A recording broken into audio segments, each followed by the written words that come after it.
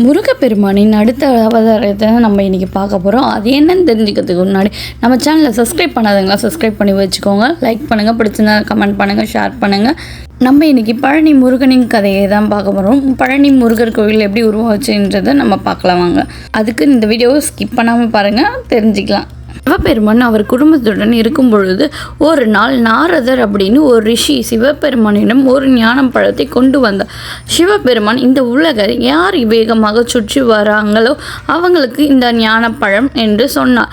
கணேசன் ரொம்ப புத்திசாலி. அவர் தன்னோட அம்மா அப்பாவை சிவபெருமான் பார்வதி சுற்றி வந்தாலே போதும், அது இந்த உலகத்தையே சுற்றி வந்த மாதிரி என்று அப்படின்னு நினச்சி அவங்களே சுற்றி வந்து பழத்தையும் வாங்கிட்டார்.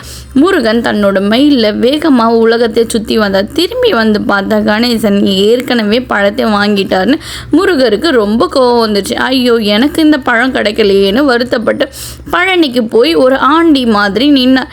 அங்கே அவர் கையில் ஒரு கோலோடு கோவணத்துடனும் இருப்பார். அதுதான் நம்ம இப்போ பார்க்கறது, அதுதான் பழனி முருகர். அதே மாதிரி இந்த பழனி முருகர் கோவிலில் ஒரு விசேஷம் இருக்குதுன்னு நானும் கேள்விப்பட்டேங்க. அது என்னன்னு உங்களுக்கும் தெரியுமான்னு எனக்கு தெரியல, பட் தெரியாதவங்களாம் தெரிஞ்சுக்கோங்க. நம்மளோட பழனி ஆண்டவர் காலையில் கோமணத்துடனும் மாலையில் வந்து இந்த மாதிரி ராஜ அலங்காரத்துடன் காட்சி அளிப்பார்னு கேள்விப்பட்டிருக்கேன். இந்த மாதிரி இருக்கவங்க, நான் காலையில் ஆக்சுவலாக நீங்கள் வந்து ரொம்ப மன கஷ்டத்தோடு கோவிலுக்கு போனீங்கன்னா கூட ஈவினிங் நீங்கள் வீடு திரும்புறதுக்குள்ளே உங்களோட கஷ்டங்கள்லாம் தீர்ந்துடும்ன்ட்டு கேள்விப்பட்டிருக்கேன். பழனி முருகர் கோவிலுக்கு யாரெல்லாம் போலியோ மறக்காமல் போயிட்டு வாங்க, உங்களோட மன நிம்மதி கண்டிப்பாக கிடைக்கும் உங்களுக்கு.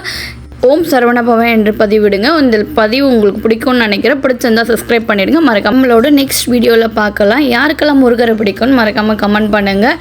என்ன மாதிரி முருக பக்தர் யாரெல்லாம் இருக்கீங்கன்னு சொல்லிடுங்க.